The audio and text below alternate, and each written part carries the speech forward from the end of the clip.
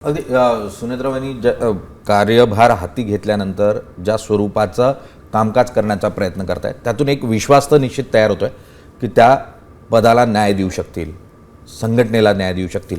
या परिस्थितीमध्ये संघटनेला ज्यावेळेला न्यायाची गोष्ट येते, सुनेत्राबाई निश्चितच कुटुंबातल्या आहेत, आईवडिलांपासून तर अगदी ज्या सासूरवाडीत आल्या तिथं राजकारण जवळून बघितलेलं आहे. या परिस्थितीत तुमच्यावर आणि पटेलांवर मात्र अत्यंत टोकाचे आरोप झाले आणि तुम्ही विलन ठरला या पूर्ण प्रकरणात. आणि मुळात हा विमान अपघात जो आहे तो पटेलांनी आणि तटकरेंनीच घडवून आणला असावा अशा स्वरूपाचे आरोप तुमच्यावर झाले.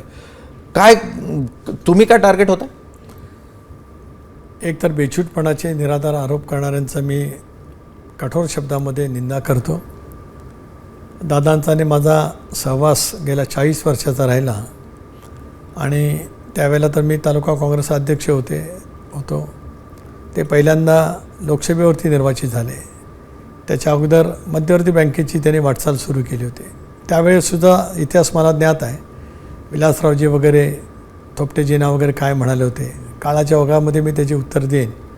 आणि त्याच्यामुळेच 99पासूनचा माझा जो प्रवास त्यांच्यासोबतच राहिला. अनेक वेळेला पक्षांतर्गतसुद्धा मला टार्गेट करण्याची अनेक वेळेला घटना घडलेल्या आहेत. पण आज तो प्रसंग नाही की त्याच्याबद्दल त्या ठिकाणी काय बोलावं. आम्ही आमची जबाबदारी चोखपणाने, जो पक्ष दादांनी 2023मध्ये एक सामूहिक निर्णय घेतला की आपल्याला इंडियामध्ये जायचं आहे आणि इंडियामध्ये जाण्याचा निर्णय काही एका दिवसात नाही झाला.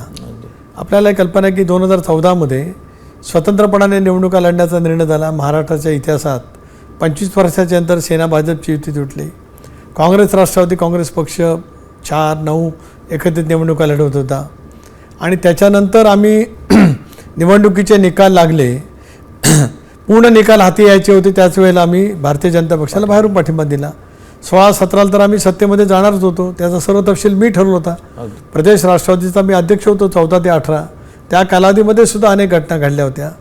19ला सुद्धा भारतीय जनता पक्षाबरोबर युती करावी असं स्पष्ट मत दादांनी पक्षाच्या कोर ग्रुपमध्ये मांडलं होतं. त्याला सहमतीसुद्धा काही प्रमाणामध्ये होतीच. त्याच्यातून प्रफुल्लभाई असतील, मी असतील, आम्ही भारतीय जनता पक्षाच्या नेतृत्वाशी चर्चा करत होतो. आपल्याला कल्पना आहे की त्याला राष्ट्रपती राजवट लागली. त्याच्यानंतर मग पुन्हा तो सकाळचा शपथविधी झाला दादांचा आणि देवेंद्रजींचा. दादांचं स्पष्ट मत होतं की या राज्यात 2 पक्षाचं सरकार स्थिर राहू शकेल. केंद्रात भारतीय जनता पक्ष प्रणित इंडिया येत आहे. इथे देवेंद्रजीच्या नेतृत्वाखाली राष्ट्रवादी काँग्रेस पक्ष सरकारमध्ये गेला. केवळ स्थिर सरकार नाही, स्थिर सरकार तर लाभलं असतंच, पण महाराष्ट्राला गतिमान विकासाच्या मार्गावरती नेण्यासाठी आपल्याला ती एक उत्तम संधी होती असं दादांचं त्यावेळेला मत होतं. पण दुर्दैवाने तो निर्णय त्यावेळेला झाला नाही. 22ला सुद्धा त्या निर्णयाच्या आसपास आम्ही गेलो. ज्यावेळेला एकनाथरावांनी भूमिका घेतली त्यावेळेला सुद्धा झालं नाही.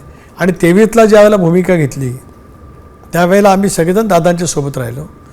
दादा म्हणाले होते की शेवटी मला एकटा निर्णय घ्यावा लागेल, पण आम्ही सर्वांनीच मिळून, ज्यामध्ये प्रफुल्लभाई होते, भुजबळ साहेब होते, दिलीप वळसे पाटील होते, हसन मुश्रीफ होते, धनंजय मुंडे होते, सुनील तटकरे होता, रामराजे नाईक निंबाळकर होते आणि सगळे आमदार पाठीशी उभे राहिले.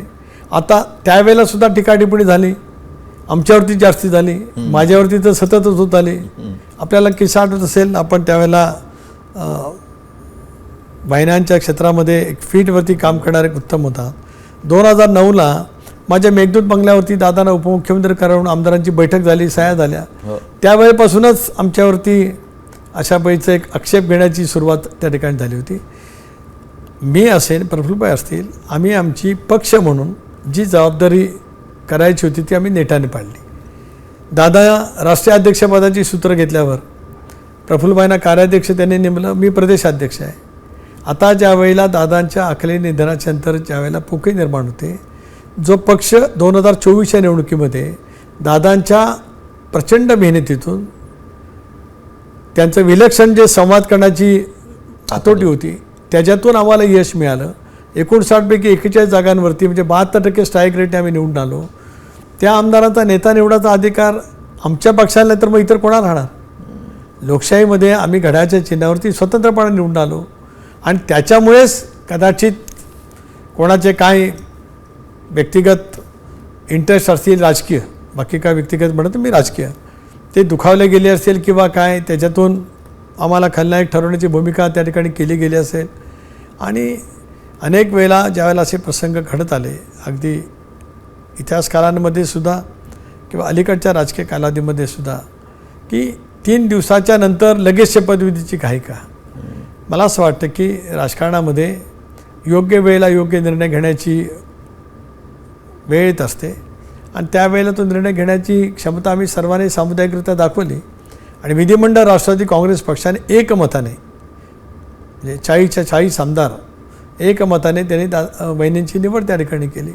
आता त्याच्यामुळे जर काय आम्ही विलन ठरलो असू तर काळाच्या ओघामध्ये त्याची उत्तरं ही आपोआपच येतील. अगदी